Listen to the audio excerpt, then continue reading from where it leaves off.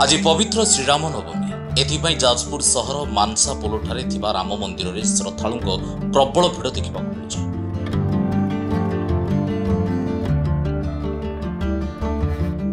सकाळु सकाळु श्रद्धालु माने प्रभु दर्शन करने पाई लंबा लाइन लगेइथिले।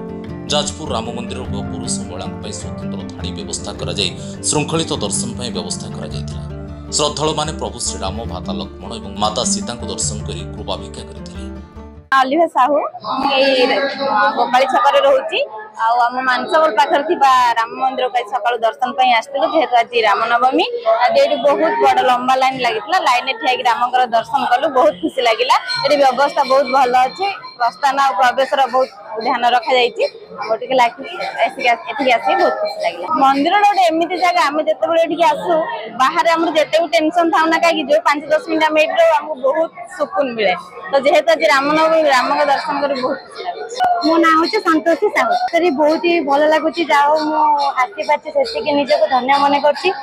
आउ हमर राम मंदिर जाजपुर रे गोटे ही राम मंदिर जाओ हमर घर ठार बहुत पाखरे अवश्य आसबारे टिके लेट हो गला किंतु जाओ आसिके ठाकुरन का दर्शन करि पाछि। ए लंबा लाइन देखि कि मु भाबिथिली कि आउ जाय कि दर्शन करि होनी किंतु जाओ फाइनली हमर जो पुलिस प्रशासन अछंती से बहुत सहयोग करछंती जाय कि ठाकुरन पाखरे नमस्कार दर्शन करिया पई बहुत ही खुशी लागुची। जाओ पूरा मन को गोटे शांति मिलुची।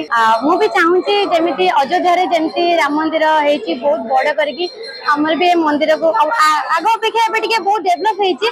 मु भी चाहूची आउ टिके अधिक डेवलप हो।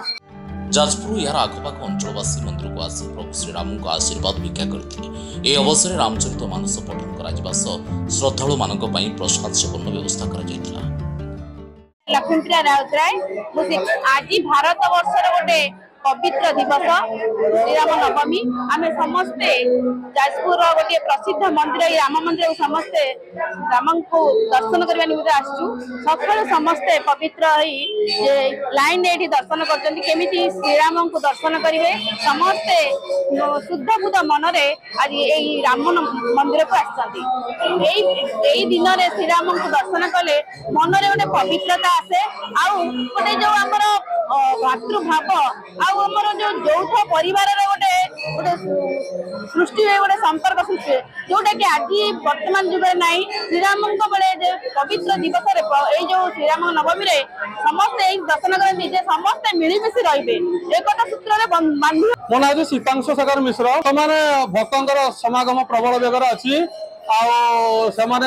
टिके कमिगला प्रभुंर आज षोडश उपचार पूजा हम आज पुष्या नक्षत्र कर्कट राशि अच्छी बहुत भल दिन आज सबुआड़े देशर आज भारत सबू जगह खाली भारत न भारत बाहर भी सबू जगह आज रामंकर षोडश उपचार पूजा होउची। जाजपुर आज की 30 वर्ष ऊपर हो राम मंदिर तो 30 वर्ष भितर राम मंदिर भितर आज एत मात्रा लोक मान भल पाइबा राम मंदिर प्रति अच्छी जहाँ लोक मान देखुची आगुरी एत लोक देखु नी बहुत लोक देखुची बहुत खुशी भी लगे जहाँ भक्त मैंने जदि एकत्रित न हे कौन सत्यर कौन जय हम।